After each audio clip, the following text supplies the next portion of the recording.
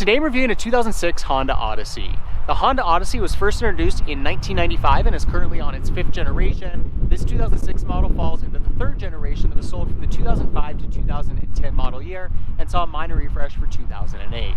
For this generation, it was offered in 4 different trim package offerings, starting off with the base LX model, then the EX, the EXL, and this top-end Touring package. I was never particularly fond of the 1st generation model of the Odyssey. It was kind of quirky, a bit of a niche vehicle, but with the 2nd generation model, Honda really took the vehicle mainstream and it became a really compelling option within its class. This 3rd generation model is essentially an evolution on that design, a progression forward. It takes many of the things that were great about that 2nd generation model and continues to improve on them. For starters, it is slightly larger, so it's a little bit wider and a little bit taller. With that, it's going to be a little bit more spacious inside, and the styling also takes a nice progression forward. It's pretty similar overall, but it's got a more modern, contemporary look to it, and it also has a slightly more premium appearance to it, especially when equipped with this top-end Touring package. You'll see that our grille is all chrome on this Touring model. Nice modern headlight design. We've got fog lamps down below in the bumper, and we've got parking sensors integrated as well. Those will beep to notify you if you're about to hit something. Coming around to the side profile, it's got a really nice clean look here.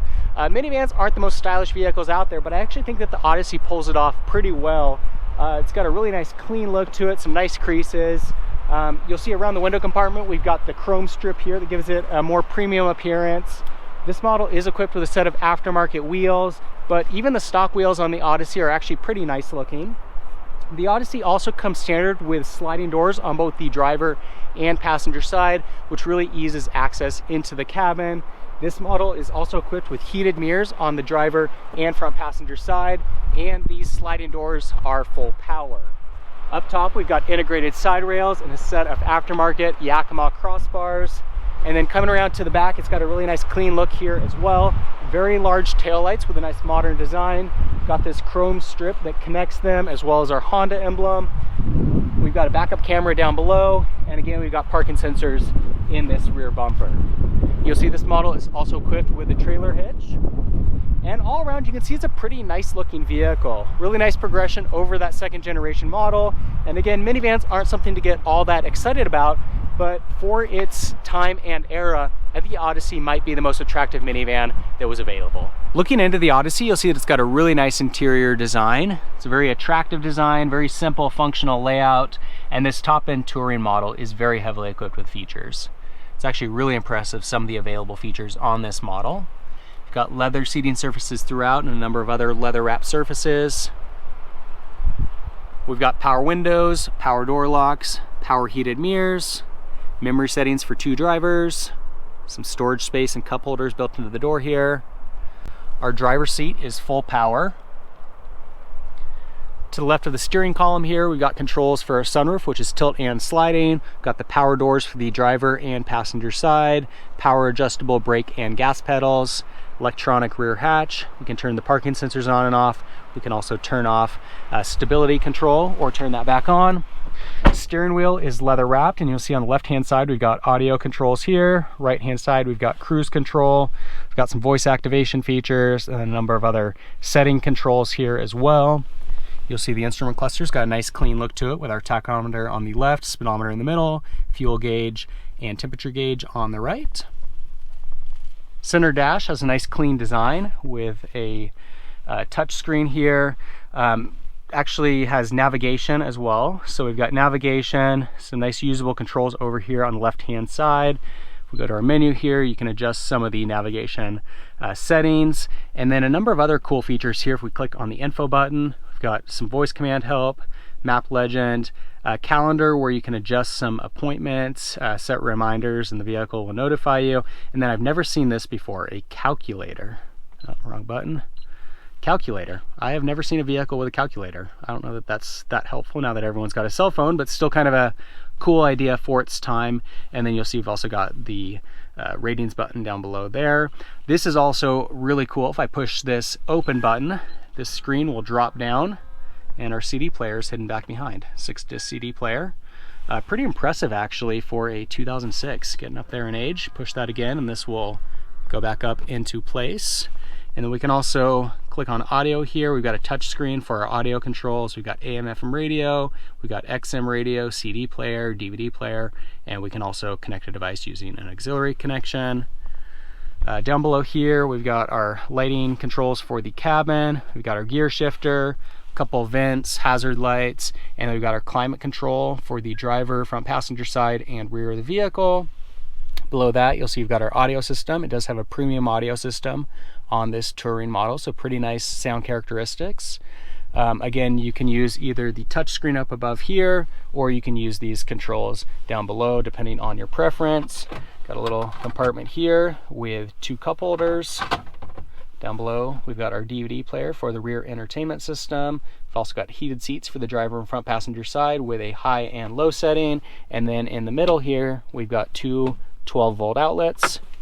And we've got a center console here with a couple more cup holders and a center tray. Up above, we've got a self-dimming rear view mirror, some reading lights, got the ability to program up to 3 garage door openers, and then this is kind of cool as well. We've got a built-in rear mirror, and then it also has storage for sunglasses. And as I mentioned, we've got the tilt and sliding sunroof up above. By pulling on the door handle here on the side, both the driver and passenger sliding doors will electronically open. We can also do that from the driver's seat or with a key fob. And you'll see in the center row, we've got captain's chairs, armrest on either side. We can also recline the seat back using this lever here, or we can fold down the seat back onto the seat bottom. Also got a lever up here, which we can use to slide the seat forward to ease access to the third row. On the side here, we've got a built-in cup holder. And then you'll see our floorboard has 2 openings. Smaller opening for this little hatch. And then we've got a larger opening, which is lockable. You also see on our sliding doors here, we've got an integrated screen, which is kind of a cool feature. And we've got cup holders on each side. Up above, we've got our entertainment system, the drop-down screen here. We've got controls for audio as well as for the entertainment system. And then we've got climate control up here for the rear passengers, which can be controlled again from either the front of the vehicle or by the passengers in the rear. And then looking back into our third row seat, you'll see you've got a couple of cup holders, storage compartment on this side. And then on this side, we've got 1 cup holder, another storage compartment, which has a 12-volt outlet, and audio controls and some headphone jacks. Rear cargo area in the Odyssey is very impressive. I really like how the floorboard drops down back here to maximize this area. You'll see on the driver's side, we've got a 12-volt outlet and a little storage shelf. Another cool feature on the Odyssey is that this third row seat does recline back by pulling on these straps, and you'll see that the seat is split in a 60-40 section. We can also drop down that seat back. And then if we want additional cargo area, we can also pull on this lever here to drop each of these sections down into the floorboard, really maximizing this rear cargo area. The Odyssey is only available in front-wheel drive, and for this generation was offered with 2 different engines, both 3.5-liter 6-cylinders with 255 horsepower and 250 pound-feet of torque, paired to a 5-speed automatic transmission, and good for a 0 to 60 time of 7.4 seconds. It was offered in either the base engine or models equipped with VCM. VCM stands for Variable Cylinder Management. You'll see this model is equipped with that, with the VCM lettering here on the top of the engine. With VCM, it's able to shut off 3 cylinders when there's less power demand to improve overall fuel economy. The result is that both models see 17 miles per gallon in the city, whereas the base engine sees 23 miles per gallon on the highway, and models equipped with VCM see 26 miles per gallon on the highway.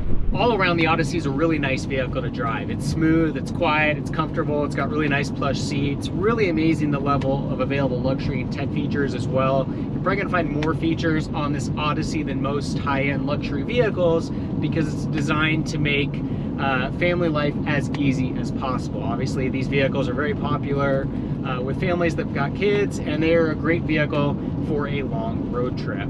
Visibility is also really great out of the Odyssey. We've got a nice view, 360 degrees around, nice large side mirrors to help with those blind spots. We've got the backup camera, which is really handy, backing out of the driveway or tighter situations. And then of course we've also got those parking sensors on the front and the rear as an additional aid.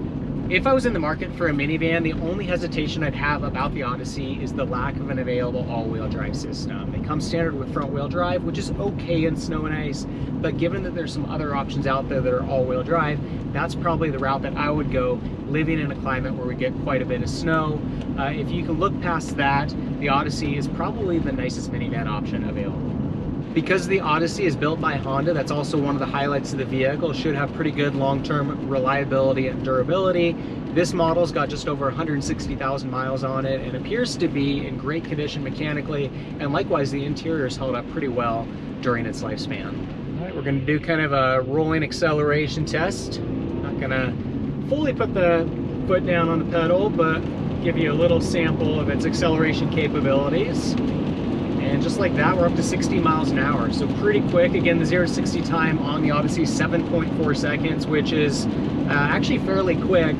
And I don't think at any point you're gonna feel there's really any lack of power in the Odyssey, even if you're loaded up with 7 people and cargo. It's pretty well suited to the vehicle. And then of course, fuel economy is still pretty good as well.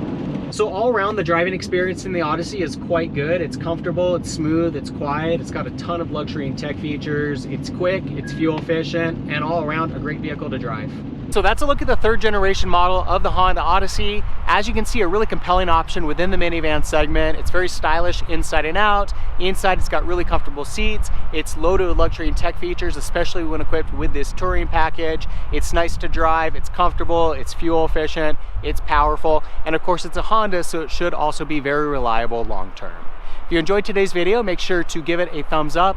For more car reviews, be sure to subscribe. In the meantime, thanks for watching.